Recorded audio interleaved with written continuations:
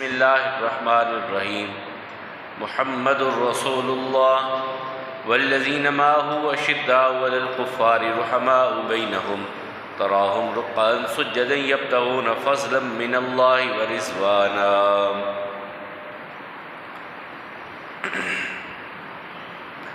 اللہ احکم الحاکمین کی بے پناہ حمد و ثنا کہ جو خالق، مالک، رازق ہیں۔ لاکھوں کروڑوں درود و سلام امام الانبیاء والمرسلین جناب محمد کریم علیہ تحیۃ و تسلیم پر، رحمت، مغفرت، بلندی درجات کی دعا صحابہ کرام، تابعین عظام، ائمہ مجتہدین اور تمام مرحومین مسلمین کے لیے، پوری انسانیت کے لیے امن، ایمان اور ہدایت کی دعا کے بعد، پچھلے خطبہ جمعہ میں ہم گفتگو کر رہے تھے سیدنا عمر فاروق رضی اللہ تعالیٰ عنہ کے حوالے سے۔ یہ قریشی النسب ہیں، بنو عدی ان کا قبیلہ ہے۔ رسول اللہ صلی اللہ علیہ وسلم پر رسول اللہ صلی اللہ علیہ وسلم کی دعا کے بعد ایمان لانے والے ہیں۔ چاہت تھی رسول اللہ صلی اللہ علیہ وسلم کی کہ اللہ تعالیٰ دو میں سے کسی ایک سردار کو اسلام کی زینت عطا کرے، اور اللہ تعالیٰ کے حبیب علیہ السلام نے دعا کی، یا اللہ جس سے تو محبت کرتا ہے، پیار کرتا ہے، دونوں میں سے ایک اسلام کی جھولی میں ڈال دے۔ اللہ نے عمر فاروق رضی اللہ تعالیٰ عنہ عطا کیے۔ کتنی مرتبہ میں نے آپ کو بتایا تھا، 4 مرتبہ غالباً، کہ انہوں نے زمین پر مسجد نبوی میں یا رسول اللہ صلی اللہ علیہ وسلم کے سامنے ایک تجویز رکھی، اور اللہ تعالیٰ نے وہی تجویز آسمان سے قبول کر کے وہی نازل کر دی۔ میں نے آپ کو بتایا تھا امہات المومنین کے پردے کے حوالے سے، اسی طرح بدر کے قیدیوں کے حوالے سے، اور اسی طرح مقام ابراہیم کو مسلح بنانے کے حوالے سے۔ ان 3 مقامات کے بارے میں خود عمر رضی اللہ تعالیٰ عنہ کہتے ہیں کہ اللہ نے مجھے یہ بڑی عزت عطا کی کہ میری مشورے کو اللہ تعالیٰ نے قرآن کا حصہ بنا دیا۔ رسول اللہ صلی اللہ علیہ وسلم کے ساتھ زندگی گزاری، بہت خوبصورت زندگی گزاری۔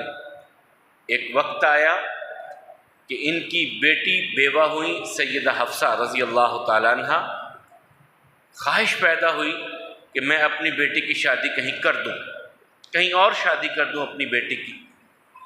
ابو بکر رضی اللہ تعالیٰ عنہ سے کہا، ابو بکر خاموش ہے، نہ ہاں کی نہ نہ کی۔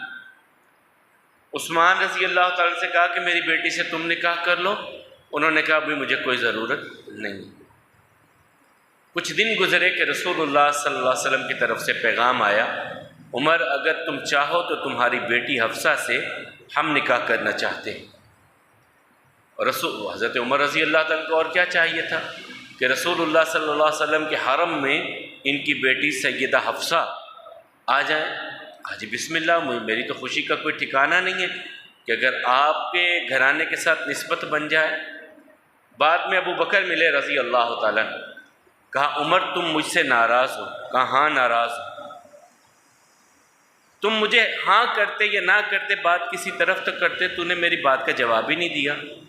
کہا میں نے اس لیے جواب نہیں دیا تھا، میں جانتا تھا کہ رسول اللہ صلی اللہ علیہ وسلم پیغام بھیجنے والے ہیں، میں ان کے پیغام کو باہر ظاہر نہیں کرنا چاہتا تھا کہ وہ تمہارے لیے ایک خوشی کا معاملہ ہوتا کہ رسول اللہ صلی اللہ علیہ وسلم کا پیغام تمہارے سامنے آتا۔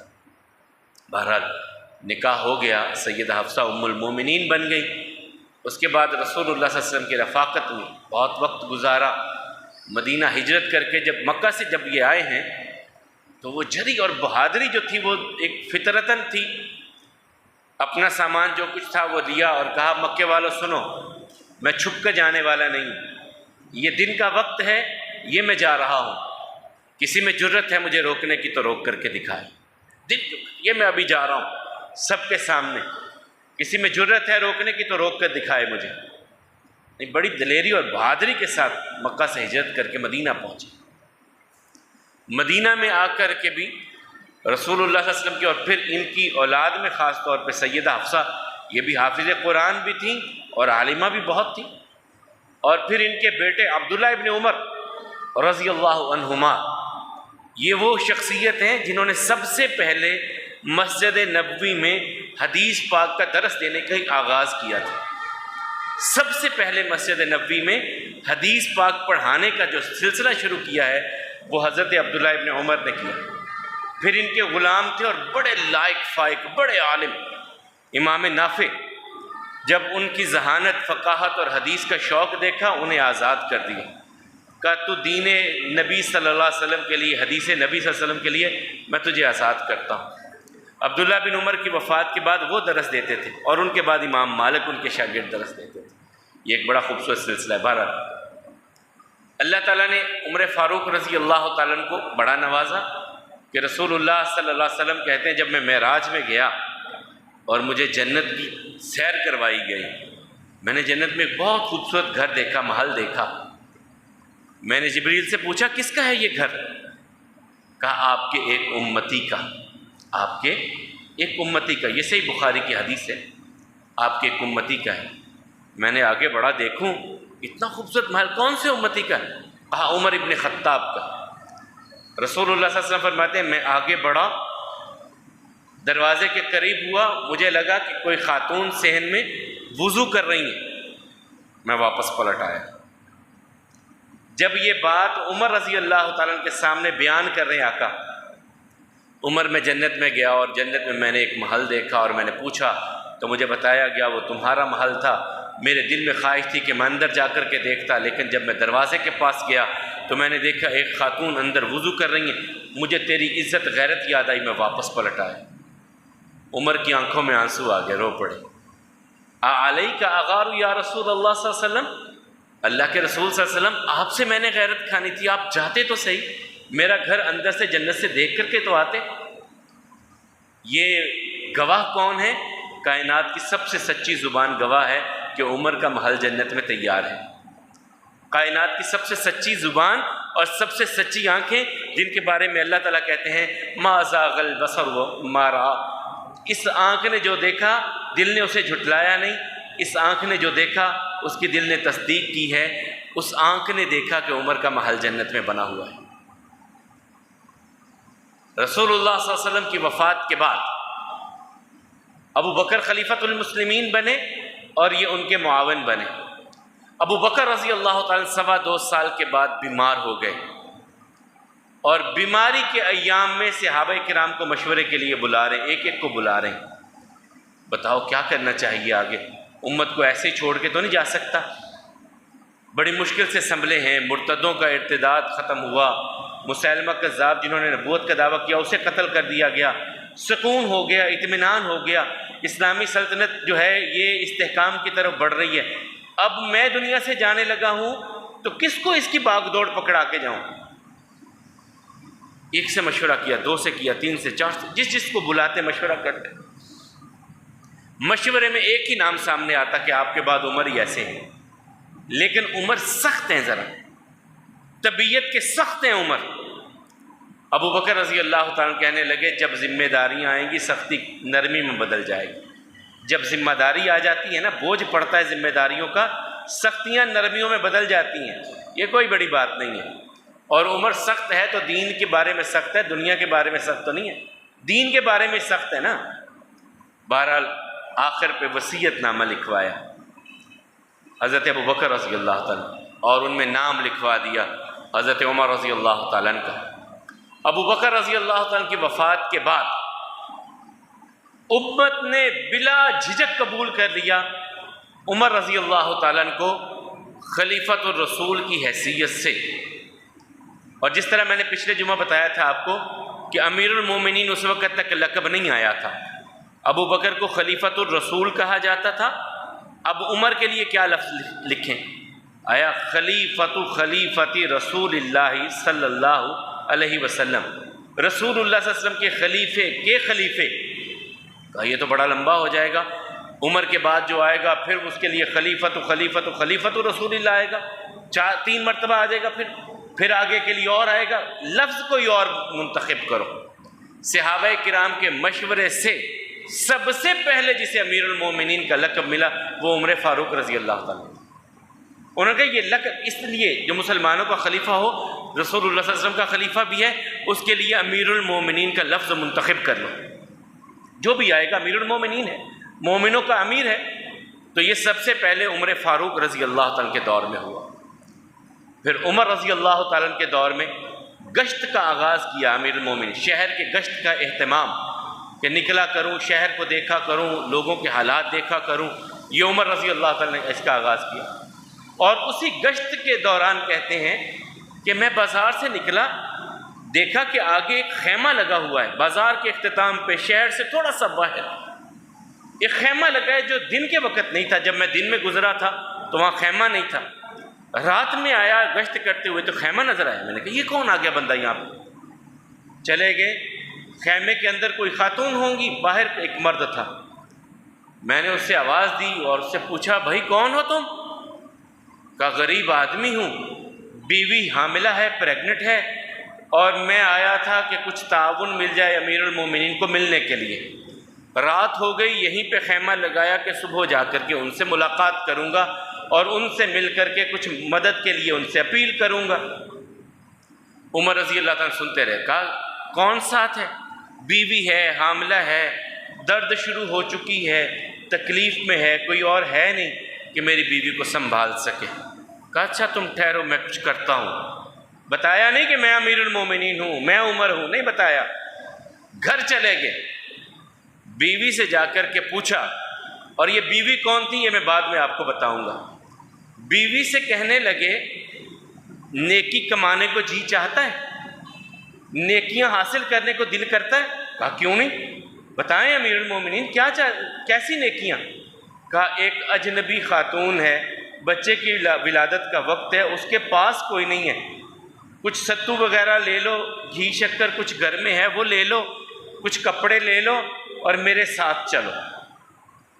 وہ خاتون، وہ محترمہ و مکرمہ تیار ہوئیں، سامان کچھ لیا جو بھی گھر میں دستیاب تھا، لے کر کے عمر رضی اللہ تعالیٰ کے ساتھ آ گئی۔ اپنی بیوی کو کہا تم خیمے میں اس خاتون کے پاس چلی جاؤ، میں اس بندے کے پاس باہر بیٹھ کر کے انتظار کرتا ہوں۔ بچہ پیدا ہوا تو اندر سے عمر فاروق کی بیوی آواز دے کر کے کہتی ہیں امیر المومنین اپنے ساتھی کو خوشخبری دے دیں، اللہ نے بیٹا عطا کیا ہے۔ جب اتنی آواز اس اجنبی بندے کے کان میں پہنچی جس کے بیٹا پیدا ہوا تھا، اس کے تو رنگ اڑ گئے۔ آپ امیر المومنین ہیں؟ کہا گھبراؤ نہیں، کوئی بات نہیں، تسلی رکھو۔ کہا میں نہیں جانتا تھا کہ میرے ساتھ جو پتھر پہ بیٹھا ہے وہ امیر المومنین ہے، میرے ساتھ جو پتھر پہ بیٹھا ہے وہ امیر المومنین ہے، 22 لاکھ مربع میل کا حکمران وہ میرے ساتھ بیٹھا ہوا ہے۔ کہا اللہ تمہیں اولاد اللہ نے دی ہے، برکت دے تمہیں، کسی چیز کی ضرورت ہو صبح بھی آ جانا، اور بھی کسی چیز کی ضرورت ہو میرا گھر حاضر ہے۔ یہ عمر رضی اللہ تعالیٰ نے، اور اتنے زیادہ اپنے بارے میں خود احتسابی کا جو عمل تھا کہ ایک جگہ سے کچھ چادریں آئیں، لوگوں میں تقسیم کر دی، ایک ایک چادر سب کو آ رہی۔ اب عمر رضی اللہ عنہ کا قد کاٹ بڑا ہے، جمعہ کا خطبہ دینے کے لیے آ رہے ہیں۔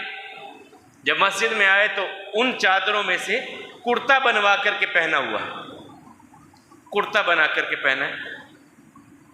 ایک صحابی نے سوال کر دیا عمر خطبہ بعد میں سنیں گے، سب کو ایک ایک چادر ملی تھی، ایک چادر میں آپ کا کرتا نہیں بن سکتا، آپ نے دو لی ہیں پھر؟ کہا میں خطبہ بعد میں دوں گا، بیٹے عبداللہ تم کھڑے ہو کر کے اس کا جواب دو۔ عبداللہ ابن عمر جن کا بھی میں نے آپ کو تذکرہ کیا تھا، وہ کہنے لگے واقعی تم سچ کہتے ہو، ایک چادر سے ابا جی کا کرتا نہیں بنتا تھا، ایک چادر مجھے ملی تھی، ایک ابا جان کو ملی تھی، میں نے اپنی چادر اپنے ابا جی کو دے دی، ان دو چادروں کو ملا کر کے انہوں نے اپنا کرتا بنوایا ہے۔ اب اس کے بعد عمر رضی اللہ تعالیٰ نے خطاب کیا، اس کے بعد پھر خطاب کیا، اور پھر سب سے پہلے جو اولڈ ایج جو ہیں بوڑھے لوگ، ان کا وظیفہ، عمر کہتے ہیں ایک دن گزر رہے تھے بازار میں، سخت گرمی تھی، ایک بوڑھا بندہ وہ کندھوں پہ بوجھ اٹھا کر کے لے کے جا رہا ہے۔ کہا یہ کون ہے؟ کہا ایک عیسائی مزدور ہے۔ کہا اس بڑھاپے میں مزدوری کر رہا ہے؟ کہا امیر المومنین اس کا کمانے والا کوئی نہیں۔ کہا جن کی جوانیاں کام کرتے گزر گئی، بڑھاپے میں تو سکھ دو ان کو۔ میں عمر آرڈیننس پاس کرتا ہوں، آج کے بعد ایسے بوڑھوں کے لیے وظیفہ بیت المال سے دیا جائے گا، انہیں کام کرنے کی کوئی ضرورت نہیں، انہیں کام کرنے کی کوئی ضرورت نہیں ہے، انہیں وظیفہ گورنمنٹ کی طرف سے دیا جائے گا، حکومت کی طرف سے دیا جائے گا۔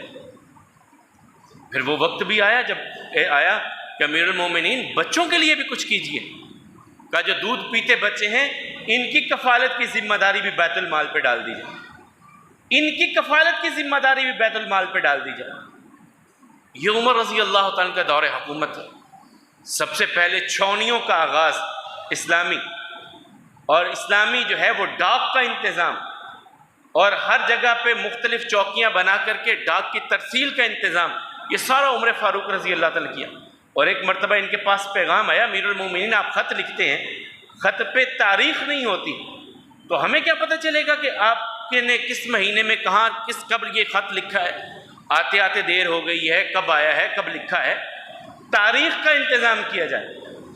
اب مسجد نبوی میں صحابہ کرام کی مجلس مشاورت بیٹھ گئی، بھی بات تو سچ ہے، ہمیں تاریخ اپنی بنانی چاہیے یا کسی کی لے لینی چاہیے، تاریخ ہونی چاہیے۔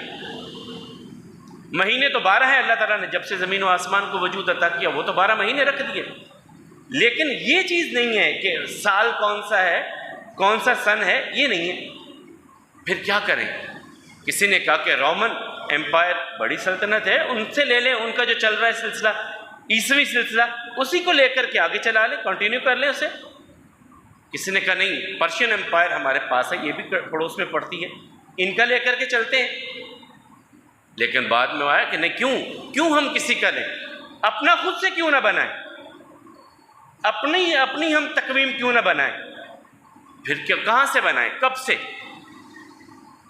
کسی نے کہا کہ رسول اللہ صلی اللہ علیہ وسلم کو جب اللہ نے نبوت عطا کی وہاں سے شروع کر لیں سال۔ بہرحال مشورہ ہوتے ہوتے آخر پہ بات یہاں پہنچی کہ رسول اللہ صلی اللہ علیہ وسلم جب ہجرت کر کے مدینہ آئے تھے اس وقت سے اسلامی سال کا آغاز کیا جائے، اسی لیے اس کو ہجری سال کہا جاتا ہے، جس کی 1445واں سال شروع ہو چکا ہے، یعنی یہ عمر فاروق رضی اللہ تعالیٰ کے دور میں۔ پھر محرم سے آغاز کیوں کیا گیا؟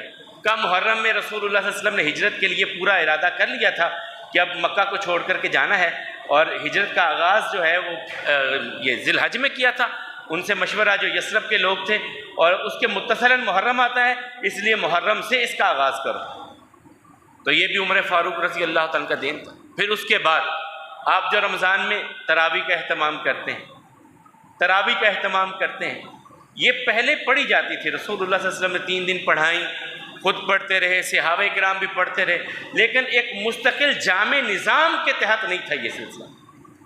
اور اس کی وجہ بھی رسول اللہ صلی اللہ علیہ وسلم نے بیان کی تھی کہ میں ڈرتا ہوں کہ کہیں تم پر فرض نہ کر دی جائے، جتنے شوق سے تم قیام اللیل کرتے ہو تم پر فرض نہ کر دیا جائے، مجھے یہ ڈر ہے۔ جب رسول اللہ صلی اللہ علیہ وسلم چلے گئے اب فرض نہیں ہو سکتا تھا، تو عمر فاروق ایک دن گشت کرتے کرتے جب مسجد میں آئے، چند صحابہ ادھر پڑھ رہے ہیں، چند ادھر پڑھ رہے ہیں، کوئی اکیلا پڑھ رہا ہے، کوئی 2 پڑھ رہے ہیں، کوئی 4 پڑھ رہے ہیں، مختلف ٹولیوں میں۔ کہا اگر کتنا ہی اچھا ہو کہ میں ایک امام کو مقرر کر دوں اور وہ سارے اکٹھے ہو کے پڑھے، اب 2-4 وہ کھڑے ہیں، 2-4 وہ کھڑے ہیں، 2 ادھر کھڑے ہیں، ایک ادھر کھڑا ہے، کوئی ادھر ہے، کوئی ادھر ہے، ان کو ایک جگہ پہ مجتمع کر دیا جائے۔ پھر انہوں نے حضرت ابی ابن کعب رضی اللہ تعالیٰ عنہ سے کہا کہ ابی تم کھڑے ہو کر کے ان کو قیام اللیل کروایا کرو، یہ سنت پہلے سے تھی۔ اس میں نظم پیدا کیا عمر فاروق رضی اللہ تعالیٰ عنہ نے۔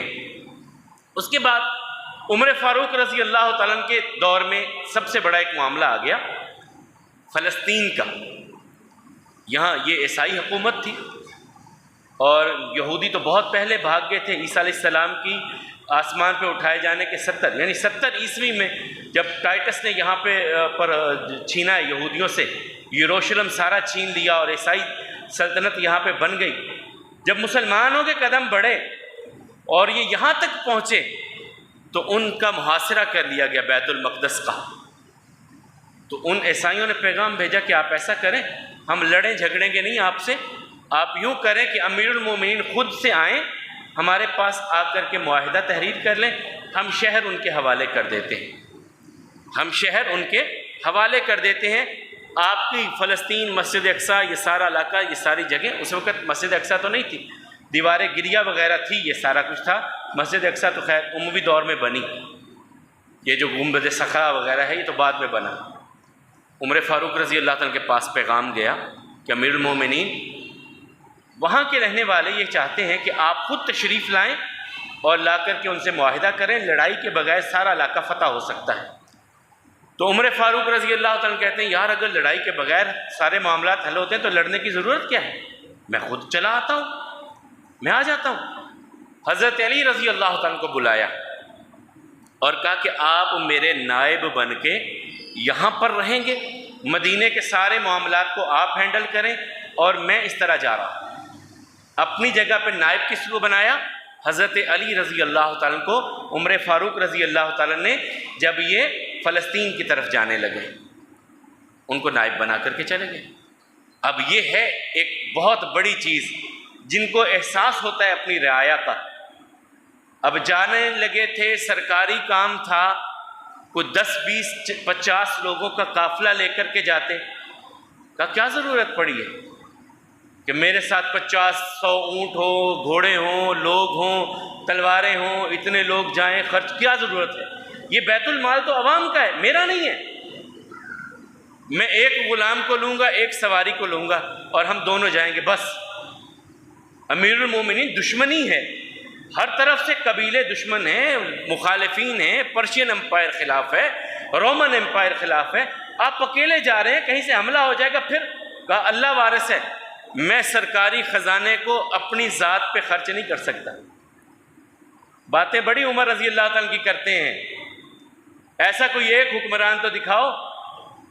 ایک شہر میں ایک جگہ سے دوسری جگہ جانا ہوتا ہے تو 50 گاڑیاں، یہ پروٹوکول کے نام پر عوام کے خون پسینے کی کمائی اور گلشڑے، سخت گرمی میں ہمارا جینا یہاں پہ محال ہوتا ہے اور وہ پینٹ کوٹ، برانڈڈ پینٹ کوٹ پہن کر کے ایئر کنڈیشن روموں میں بیٹھے۔ کہاں احساس ہے وہ کہ یہ پیسے تو عوام کے ہیں؟ کہا میں جاؤں گا، ایک غلام جائے گا، ایک سواری جائے گی، سواریاں بھی 2 نہیں ہوں گی، ایک منزل پہ غلام سوار ہوگا، میں مہار پکڑ کے آگے پیدل چلوں گا، دوسری منزل پہ غلام جو ہے مہار پکڑ کے آگے ہوگا، میں سواری پر بیٹھوں گا۔ یہاں سے سینکڑوں کلومیٹر کا سفر ہم ایسے ہی کریں گے، 2 سواریاں نہیں لوں گا۔ اور ایسے ہی سفر کیا عمر رضی اللہ تعالیٰ، بیمار ہوئے، شدت کی بیمار، اور جب قریب پہنچے فلسطین کے، اسلامی فوج کے قریب پہنچے تو وہاں سے آگے بڑے مسلمان کا امیر المومنین آپ نے مہار پکڑی ہے، غلام سواری پر سوار ہے، سامنے کافروں کی فوج ہے، ہماری عزت کیا رہ جائے گی؟ ناک کٹ جائے گی کہ امیر المومنین مہار پکڑ کے آ رہے ہیں اونٹ کی۔ آپ کپڑے بدلیں ٹھاٹ باٹ کے ساتھ، مخالف فوج۔ کہا مجھے اس چیزوں کی کوئی ضرورت نہیں ہے، یہ احساس کمتری ہوگا تمہیں کسی کو اور کو ہوگا، مجھے اس چیز کی کوئی احساس کم۔ اللہ نے عزتیں دی ہیں، اللہ نے عزتیں دی ہیں، وہ کوئی مجھے رسوا نہیں کر سکتا، میں ایسے ہی جاؤں گا۔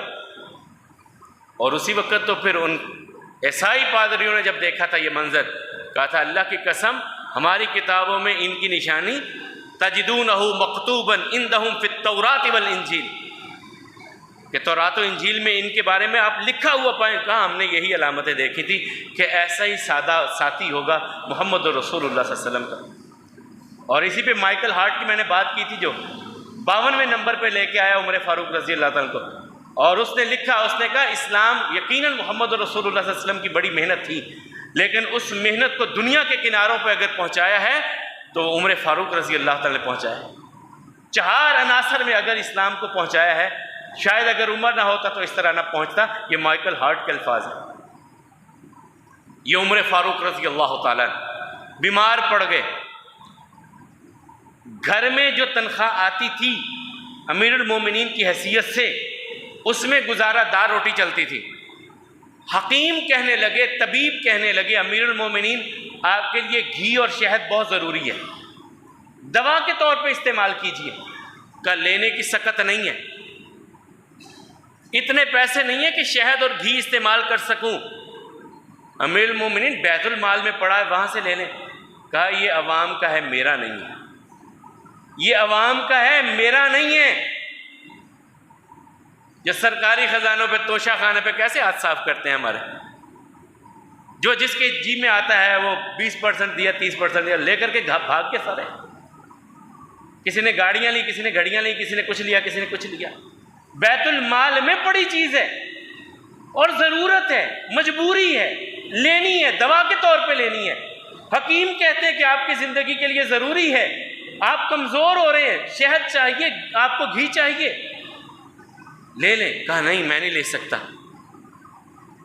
پھر کہا ضرورت ہے، کہا عبد الرحمن ابن عوف مجھے کچھ ادھارے پیسے دے دو کہ میں یہ چیزیں خرید سکوں۔ امیر المومنین آپ ادھار، آپ بیت المال سے ادھار لے لیں۔ کہا بیت المال سے، یہ بات سننے والی ہے، کہا بیت المال سے ادھار نہیں لے سکتا۔ کہا کیوں؟ آپ نے بیت المال سے ادھار لینا ہے، جب ہوں گے بیت المال کو واپس کر دیجئے۔ کہا اگر میں بیت المال سے ادھار لیتا ہوں، کل میری زندگی ختم ہو جاتی ہے، تم سب لوگ مل کے کہو گے امیر المومنین نے ادھار لیا تھا، کوئی بات نہیں، رہنے دو۔ میں نہیں چاہتا کہ میں قرض کے ساتھ دنیا سے جاؤں اور اس قرض کے بارے میں تم فیصلہ کرو کہ امیر المومنین کا قرض ہم معاف کر دیتے ہیں۔ نہیں، میں تم سے قرض لے رہا ہوں تاکہ کل تم میری اولاد سے مانگنے والے ہو اور میری اولاد تمہیں دینے والی ہو۔ کوئی یہ نہ کہے بیت المال کا چلو معاف کر دو، نہیں، ایسا نہیں ہو۔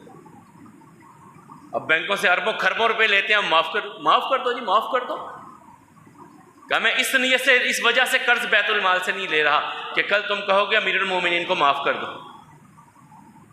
پھر ایک وقت آیا، عمر فاروق رضی اللہ تعالیٰ کہنے لگے علی میرا خاندان نبوت سے ایک تعلق تھا کہ میری بیٹی آقا کے گھر میں تھی،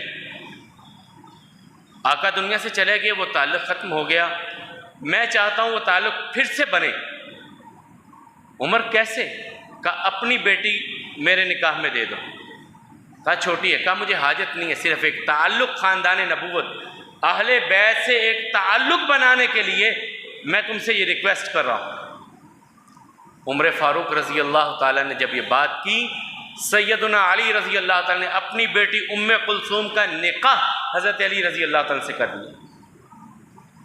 اب یہاں پہ میں نے جو پچھلے جمعے ایک بات کی تھی کہ ہمارے ہاں جو کہا جاتا ہے کہ حضرت علی رضی اللہ تعالیٰ نے گرایا تھا دروازہ بی بی فاطمہ پر، گھر کو آگ لگا دی تھی۔ جس بندے نے کسی کے گھر کو آگ لگائی ہو، بیوی پہ دروازہ گرایا ہو، وہ اس بندے کو اپنی بیٹی کا رشتہ دے گا؟ کوئی کمزور سے کمزور انسان، میں ہوں، کوئی میرے گھر کو آ کے آگ لگا دے، بعد میں مجھ سے رشتہ مانگے، میں دوں گا رشتہ اس کو؟ کیا حضرت علی رضی اللہ تعالیٰ کے بارے میں وہ اتنے کمزور تھے؟ یہ سب کہانیاں بنائی گئی ہیں، ان کی کوئی حقیقت نہیں ہے، ساری کہانیاں ہیں لوگوں سے واہ واہ بٹورنے کے لیے، کیا نکتہ دیا، کیا کہہ دیا، کیا کہہ دیا، واہ واہ واہ واہ واہ، اور پیسے کھڑے کیے اور نکل گئے، اور بھول گئے کہ کل قیامت کے دن جب اللہ کے سامنے پیش ہو گئے تو ان باتوں کا کیا جواب دو گے؟ اللہ تو کہتے ہیں محمد رسول اللہ والذین معہ اشداء علی الکفار رحماء بینہم تراہم رکعا سجدا یبتغون فضلا من اللہ ورضوانا۔ یا اللہ لوگ کہتے ہیں کہ محمد صلی اللہ علیہ وسلم کے ساتھی آپس میں لڑتے رہے، یا اللہ اب تو بڑے بڑے کہتے ہیں کہ رسول اللہ صلی اللہ علیہ وسلم کی دنیا سے گئے اور ان کی بیٹی کا گھر جلا دیا، یا اللہ یہ باتیں سچ ہیں، آپ ہماری رہنمائی کیجیے۔ اللہ تعالیٰ کہتے ہیں میں تمہیں بتاتا ہوں محمد صلی اللہ علیہ وسلم اور ان کے ساتھی آپس میں محبت کرنے والے تھے۔ محمد صلی اللہ علیہ وسلم اور ان کے ساتھی محمد رسول اللہ والذین معہ اشداء علی الکفار رحماء بینہم، یہ آپس میں تو بڑے رحم دل تھے، آپس میں بڑی محبت کرنے والے تھے۔ اب اللہ کی بات کو مانوں یا ان کی بات کو مانوں؟ اللہ کہتے ہیں وہ محبت کرتے تھے۔ اور بی بی فاطمہ رضی اللہ تعالیٰ عنہ، ان کا گھر کوئی دور تھوڑے تھا، کہاں تھا؟ یہ نبی کریم صلی اللہ علیہ وسلم کا ممبر ہے، اس کے بالکل اسی سائڈ پہ، رائٹ سائڈ پہ آپ دیکھیں گے آگے نبی کریم صلی اللہ علیہ وسلم کا روضہ آ جاتا ہے، اس کے بالکل ساتھ میں جب آپ صفہ کی طرف سے نکلتے ہیں وہیں پہ حضرت فاطمہ رضی اللہ تعالیٰ کا جو ہے حجرہ تھا، گھر تھا، حضرت علی رضی اللہ تعالیٰ وہیں بالکل یہ جو ہے ممبر پر کی طرف اگر آپ کھڑے ہوں، ریاض الجنہ میں کھڑے ہوں اور آپ نکلیں ادھر سے صفہ کی طرف سے نکلیں باہر، تو وہیں پہ حضرت فاطمہ رضی اللہ تعالیٰ کا گھر تھا۔ یہ کہانیاں ہیں، ان کی کوئی حقیقت نہیں ہے، وہ آپس میں رحماء بینہم تھے۔ اور اس کی مثال یہ میرے پاس نہج البلاغہ پڑی ہوئی ہے، یہ حضرت علی رضی اللہ تعالیٰ عنہ کے خطبات ہیں، حضرت علی رضی اللہ تعالیٰ عنہ کے خطبات بیان کیے گئے ہیں۔ جب اس کا 144 نمبر خطبہ ہے، 144، یہ تقریباً آج سے 1200 سال پہلے لکھی گئی کتاب ہے، 1200 سال تقریباً اس کا ہے۔ اس وقت حضرت علی رضی اللہ عنہ کے خطبہ نقل کرتے ہیں، 144 نمبر خطبہ ہے کہ جب فارس کی لڑائی شدت اختیار کر گئی، یعنی قادسیہ کے میدان میں شدت ہوئی، معاملہ کسی طرف نہ پلٹا، تو عمر فاروق رضی اللہ تعالیٰ کے دل میں بات آئی کہ میں خود میدان جہاد میں جاؤں اور خود کمان کروں اور معاملہ کامیابی کی طرف جائے۔ تو اس وقت حضرت علی رضی اللہ تعالیٰ سے مشورہ کیا۔ اب دوست مشورہ کرتے ہیں یا دوست دشمن مشورہ کرتے ہیں؟ دوست ہی دوست سے مشورہ کرتا ہے نا۔ حضرت علی سے مشورہ کون کر رہے ہیں؟ عمر فاروق رضی اللہ تعالیٰ۔ اور حضرت علی رضی اللہ تعالیٰ مشورہ دے کیا رہے ہیں، اس پہ غور کرنا ہے۔ عمر رضی اللہ عنہ علی میرا جی چاہتا ہے کہ میں خود میدان میں جاؤں اور جا کر کے وہاں پہ لڑوں، اور میدان میں جا کر کے میں سپہ سالار بن کر کے کمان کروں اور اللہ تعالیٰ کامیابی عطا کریں۔ وہاں پر حضرت علی رضی اللہ تعالیٰ عنہ کہتے ہیں، اے امیر المومنین، اے عمر ابن خطاب، ان ھذا الامر لم یکن نصرہ ولا خذلانہ بکثرۃ ولا قلہ، یہ دین اللہ کا امر ہے، اس میں قلت و کثرت، زیادہ ہونا کم ہونا یہ کوئی معنی نہیں رکھتا، اللہ اس کا مدد کرنے والا ہے۔ وَهُوَ دِينُ اللَّهِ الَّذِي أَظْهَرَهُ، یہ اللہ کا دین ہے، اللہ نے اسے غالب کرنا ہے۔ اور پھر اس کے ساتھ کہنے لگے، آپ نے مجھ سے مشورہ لیا کہ میں خود میدان میں جاؤں، میرا مشورہ آپ کو یہ ہے کہ آپ نہ جائیں۔ کیوں؟ اگر آپ میدان میں جاتے ہیں کافر کہیں گے کہ یہ عرب کا سردار آ گیا۔ حضرت علی رضی اللہ تعالیٰ کیا کہتے ہیں؟ کافر کہیں گے یہ عرب کا سردار آ گیا ہے۔ کس کو؟ عمر رضی اللہ تعالیٰ کہیں گے کون؟ کافر، کہ یہ عرب کا سردار آ گیا ہے، اگر تم اسے قتل کر دو عرب بکھر جائیں گے، اسلام بکھر جائے گا، سارا زور تم پر ہوگا عمر، اور اگر تم شہید ہو گئے، تمہاری مثال ایسے ہے جیسے تسبیح دیکھی ہے، ایک دھاگے میں پروئی ہوتی ہے نا، کہا تم وہ دھاگا ہو، وہ ڈورا ہو جس میں یہ تسبیح پروئی ہوئی ہے مسلمانوں کی، اگر تم شہید ہو گئے یہ دھاگا ٹوٹ جائے گا، یہ موتی بکھر جائیں گے، یہ دھاگا ٹوٹ جائے گا، یہ موتی بکھر جائیں گے، پھر ملت اسلامیہ کو سنبھالنے والا عمر تمہارے بعد کوئی نظر نہیں آتا مجھے، تمہارے بعد ملت اسلامیہ کو سنبھالنے والا کوئی نظر نہیں آتا۔ پھر اسی طرح یہ تو قادسیہ تھا، یرموک کا معاملہ آیا، فارس کا معاملہ آیا، تو وہاں بھی حضرت علی رضی اللہ تعالیٰ سے سیم کنڈیشن، سیم مشورہ کیا کہ میرا جی چاہتا ہے کہ میں خود یرموک میں جاؤں، خود لڑوں، خود سپہ سالار بن کے جاؤں، مسلمانوں کی کمان کروں، علی تم بتاؤ کیا کرنا چاہیے مجھ کو۔ تو حضرت علی رضی اللہ تعالیٰ نے ایک اور طریقے سے مثال دی۔ وہ آپ میں سے جو بڑے بزرگ ہیں انہوں نے چکی دیکھی ہوگی، وہ جو دو پڑ ہوتے تھے، کبھی پتھر والی چکی اگر کسی نے دیکھی ہو، پتھر والا، اب تو مشینیں آ گئی ہیں نا، پتھر کی چکی ہوتی تھی، ایک نیچے ہوتا تھا، ایک اس کے اوپر کیل ہوتا تھا، اس کے اوپر ایک پتھر کی پڑ رکھتے تھے جسے گھماتے تھے اور آٹا پیسا جاتا تھا۔ کہا امیر المومنین عمر، تم وہ کیل ہو جس کے اوپر پتھر کو رکھ کر کے یہ چکی چل رہی ہے، اگر تم شہید ہو گئے تو یہ اسلام کی چکی بیٹھ جائے گی، بند ہو جائے گی، اسے چلانے والا کوئی نہیں ہوگا۔ انت اسل العرب، انت سید العرب، تم عرب کے سردار ہو، تم عرب کے سردار ہو عمر، تم نہ جاؤ، تم یہیں پہ رہو، کسی اور کو بھیج دو، وہ میدان میں کمان کرے، تمہارا یہاں رہنا ضروری ہے۔ کہنے والے کون ہیں؟ علی رضی اللہ تعالیٰ۔ اور اس سے آگے بڑھیے، شہادت کا وقت آ گیا، عمر رضی اللہ تعالیٰ نماز پڑھانے کے لیے آئے، مسجد میں مصلی رسول پہ کھڑے ہیں، فجر کا وقت ہے، اندھیرا ہے، اندھیرے میں نماز پڑھا رہے ہیں، تکبیر کہی، اقامت کہی گئی، تکبیر تحریمہ کہی، وہ چھپا ہوا ممبر کے پیچھے سے نکلا، وار کیا، پیٹ پہ خنجروں کے وار کیے گئے، عمر گر پڑے، اس گرتے ہوئے بھی پیچھے سے عبد الرحمن ابن عوف کو آگے کیا، نماز مکمل کی۔ نماز کے بعد اس کو پکڑتے پکڑتے 14 صحابہ کرام زخمی ہوئے۔ اس انسان کو، اس مجوسی کو پکڑتے ہوئے 14 صحابہ کرام زخمی ہو گئے جو پہلی صف میں کھڑے تھے۔ کسی نے پیچھے سے کمبل ڈال دیا، اس پہ چادر ڈالی اور اسے پکڑ لیا۔ اس نے اپنے اسی خنجر سے اپنی پھر جو ہے وہ خودکشی کر لی، اسی خنجر سے خودکشی کر لی۔ امیر المومنین کو اٹھا کر کے لایا گیا گھر میں، زخم بہت شدت اختیار کر گئے، کوئی چیز ٹھہر نہیں رہی، دوا پلا رہے ہیں، شہد پلا رہے ہیں، کوئی چیز ٹھہرتی نہیں۔ اب اپنے گھر والوں کو بلا کر کے وصیت کرتے ہیں، میں نے کسی کا کچھ دینا نہیں ہے، لیکن اس دور میں بھی میرے اثاثے چیک کرو۔